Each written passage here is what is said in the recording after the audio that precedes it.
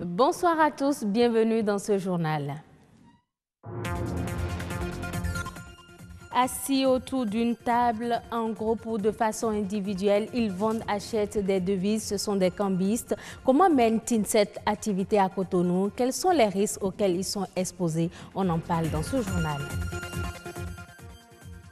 Des créateurs de mode conçoivent des chaussures et permettent ainsi au Made in Benin de se faire une place au rang des chaussures de première qualité. On le découvre dans un instant.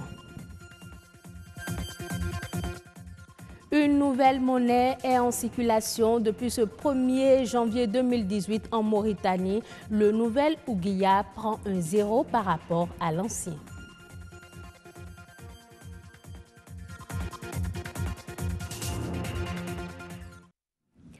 On les retrouve au niveau des marchés, des frontières, à la recherche de clients. Ce sont des opérateurs chargés de vendre ou d'acheter des devises. Le métier de cambiste nourrit son homme, mais l'expose aussi à des risques. Igor Ayoso et Hospice Runtono nous emmènent dans l'univers des cambistes à travers ce reportage. Ils sont nombreux à investir les grandes artères et nos carrefours à la recherche des clients pour les opérations de change. Eux, ce sont des cambistes. Une opération rendue possible grâce à la convertibilité de nos monnaies. Cette idée de change a évolué dans le temps pour enfin connaître sa pratique actuelle. C'est les échanges de monnaie. Le client amène le naira et d'autres devises qu'on échange en CFA. Dans l'exercice de ce métier, les cambistes rencontrent des difficultés. Il y a des braquages, il y a des détournements. Tu remets l'argent à ton frère maintenant, il s'en va, il revient, il dit on l'a attaqué, l'argent est parti. 5 millions, 10 millions, 2 millions. Les voleurs nous suivent à la maison, partout, pour nous braquer. Même moi qui suis ici, j'ai été braqué une fois en 2011. Et heureusement que j'ai 100 000 francs seulement dans ma poche. Il y a des gens parmi les cambistes, ils remettent de l'argent aux gens, ils vont peut-être pour aller retrouver des faux billets dedans, ou soit c'est des manquants, et ils reviennent, c'est des bagarres. Soit c'est à la police qu'ils iront terminer tout ça là. Il y a des gens qui ont perdu leur vie dans ce métier. Quelqu'un qui est cambiste et qui est franc dans son activité ne peut pas se permettre le luxe d'inscrire son enfant dans une école privée à 60 000, 80 000 l'année. Des difficultés, oui, mais également des avantages qui leur permettent de continuer ce métier. Je ne peux pas dire qu'il n'y a pas d'avantage dedans, oui. Mais ce n'est plus comme avant. Actuellement, je peux dire que le métier ne nourrit plus où ils sont nobles. Et ce métier cambiste est devenu un métier de sans-emploi. Et c'est peut-être que tu repartiras dans ta maison avec 1000 francs, 500 francs. Ça, ce n'est pas un boulot. Mais avant, tu peux gagner 1 franc, 2 francs sur une devise. Mais actuellement, 0,025 francs. Combien d'opérations tu vas faire avant de trouver 1000 francs? Donc, ce n'est plus du tout rentable. Après les échanges, on a au moins quelques miettes qui est peut-être notre bénéfice avec lesquels on subvient à nos besoins quotidiens.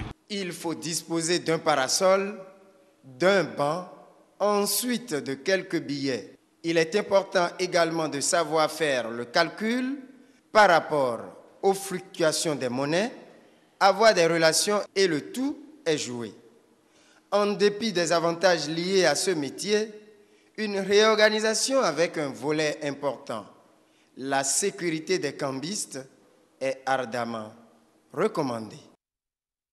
Merci donc à Anno Adadja pour avoir posé sa voix sur ce commentaire. Les chaussures et les hommes, une histoire de goût, mais aussi parfois de lustre. Lorsqu'il s'agit d'aller au boulot ou dans une manifestation d'envergure, ce sont les chaussures importées qui sont les plus prisées. Cependant, grâce à des créateurs de mode, aujourd'hui, le Made in Benin commence à se faire une place au rang des chaussures de première qualité. Bernard Diogbe, Igor Ayoso, Lucrèce Degla. Il existe sur le marché béninois différentes variétés de chaussures pour hommes. Ce sont des paires italiennes en double cuir. La semelle elle est en double cuir, c'est sa spécialité. Nous avons ensuite des tapettes des tapettes avec des cordes à l'arrière. Nous avons aussi les paires basses. C'est aussi un modèle.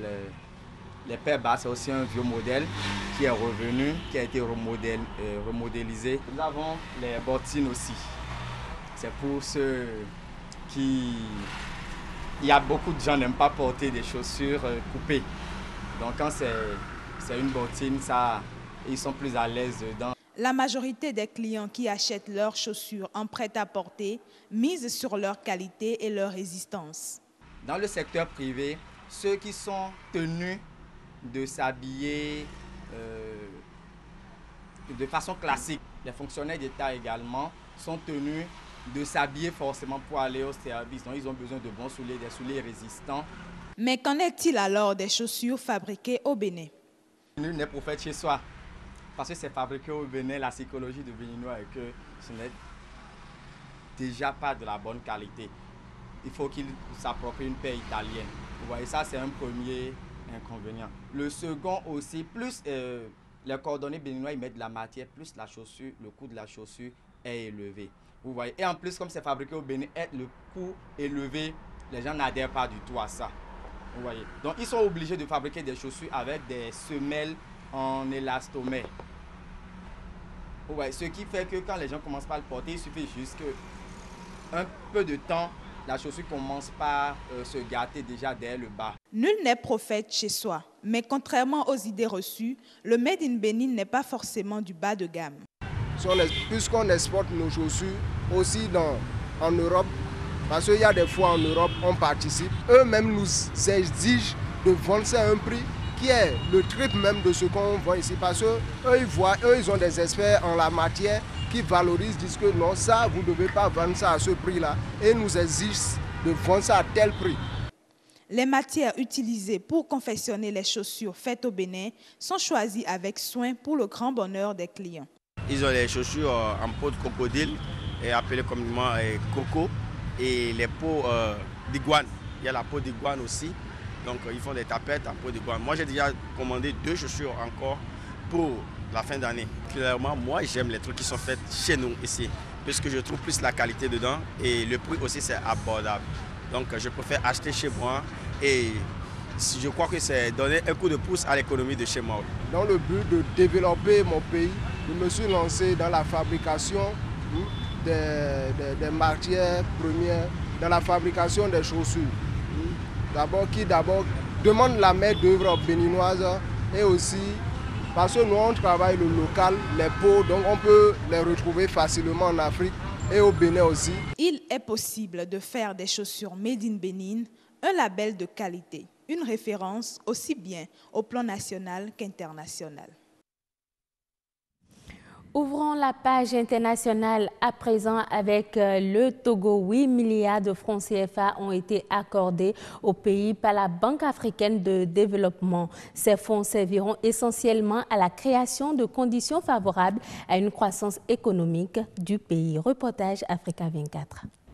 Le Togo bénéficie d'une enveloppe de la Banque africaine de développement à hauteur de 13,22 millions de dollars, soit près de 8 milliards de francs CFA. Ce nouvel investissement est destiné à la mise en œuvre du programme d'appui à la gouvernance et à la promotion de l'agrobusiness dans le but de contribuer à la création des conditions favorables à une croissance économique inclusive. Sur les 8 milliards de francs CFA, 1,82 milliard de francs CFA est octroyé au titre d'un don du Fonds africain de développement et 5,65 milliards de francs CFA au titre de la facilité d'appui à la transition. Le programme s'attachera à soutenir l'essor d'un environnement favorable aux investissements, dont principalement le développement de l'agrobusiness.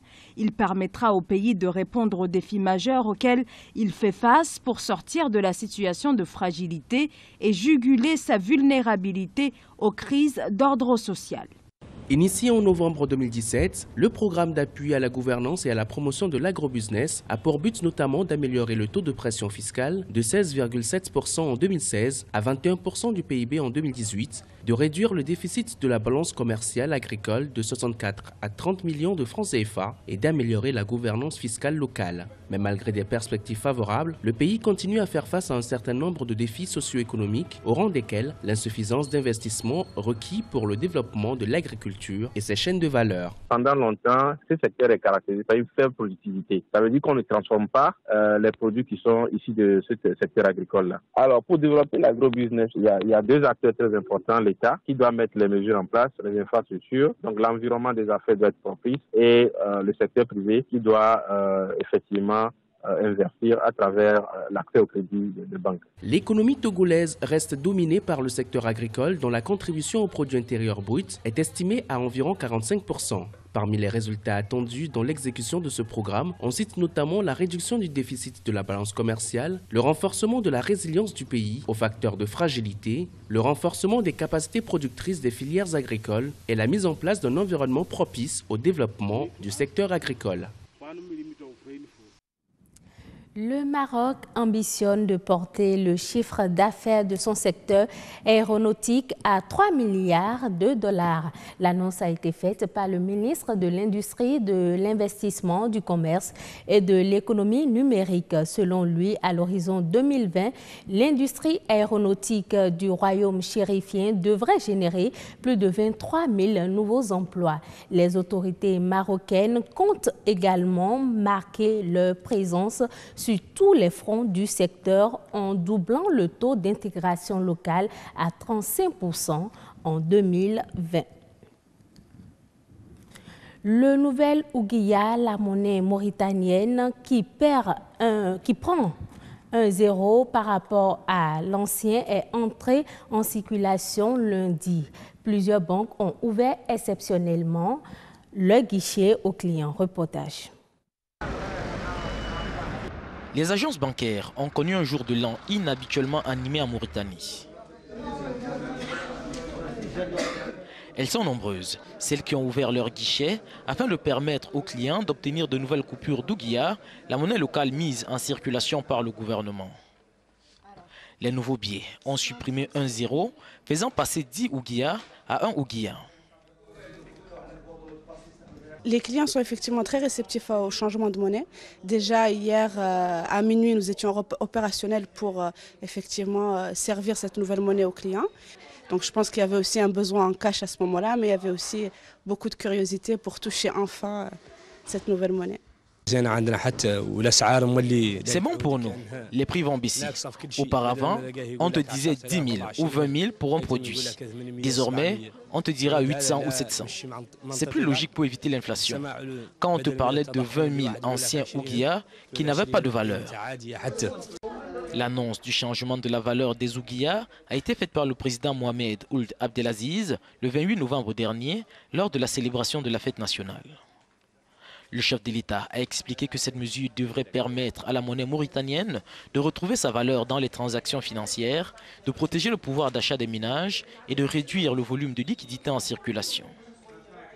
Quelque temps après, le gouverneur de la Banque centrale Abdelaziz Ould Dahi a démenti une rumeur persistante qui annonçait la dévaluation du Ouguiya. Les nouveaux biens mis en circulation devront progressivement remplacer les anciens. L'opération prendra fin d'ici le mois de juin. Merci de nous avoir suivis.